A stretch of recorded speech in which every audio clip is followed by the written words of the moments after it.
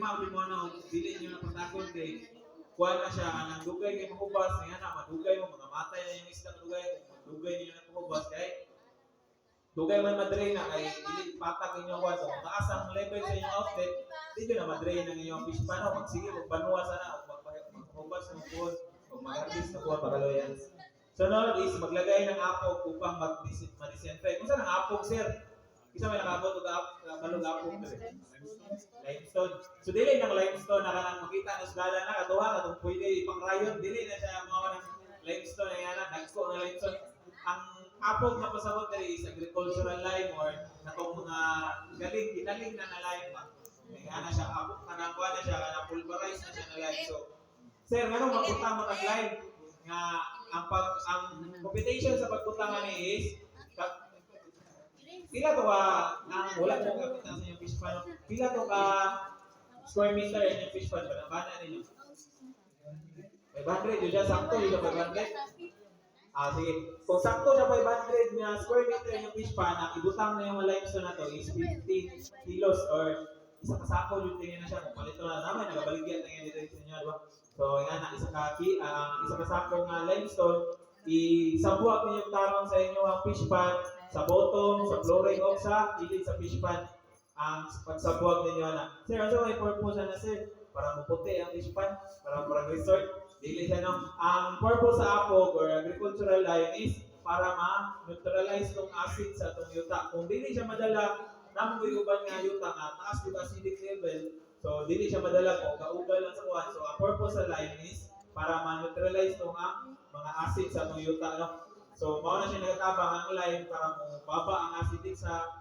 yuta sa atong fish pan para dili po mamatay na itong isda pag nanay tubig o butangan na itong isda po. So, nga na siya. Sunod is maglagay ng organikong pataba kung earthen pan. So, ato kay fish pan man to, earthen pan man or kanang fish pan sa yuta man ta na kuano na tibok fish pan. So, magbutang yuta o kana abono. Sir, ano man abono ang gamiton, sir? Urea, ano man abono, sir? Pwede ba ng urea? Pwede na lang urea, no? Pero ang concern na mo na is, mahal ang kayo ang sako sa urea, maggasto, magdako pa mo kamuntay, no? So, ang mas gwapo dyan is, ano, sir? Iti sa manok. Dili lang iti sa laing hayop ba? Or tayo sa laing hayop, iti lang sa manok. Pwede po sa baka, kung away makuha na, pero ang mas the best is iti sa manok. Dali lang mapalit, no? Dali lang makita. Yang mas barato pa yun. So, ang pag-apply na ito na is 500 square meter man ninyo is isa gapong kasako nga 50 kilos ba ito sa manok palito na ito isa kasako. Depende na pwede rin na 40 kilos ang atong ibutang kayo para dili ko kayo mo sa may purpose kayo sa abono sir sa magbutang sa abono nga magtanong ba talaga sa ilalo sa fish pan sir nga mag-abono mata. Aman sir no para maglumot ang ato fish pan. Sir, ano may purpose sa lumot kayo, sir? Ano kailangan palumuton ng fish pan, sir, bago nagabutang ang isda? Para ay makaon ng isda, no? Isa pa na siya. Ang sa may rason niya, no? Palumuton ng isda, atong fish pan, ang atong tubig. Para aside sa na makaon ng isda.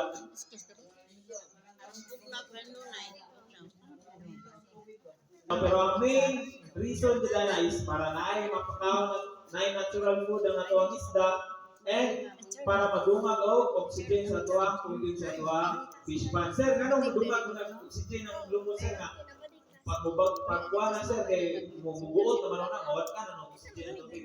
Ang atuang lumot magodon ginatawag na tog algae is na siya nagahatag na siya oxygen sa atuang kanang tubig. Makapansin mo sa lumot na pagbuntag sa iyo kung mainita ang lumot, lutaw ang lumot, di ba? So, nag-release na sila, kanang oxygen na to.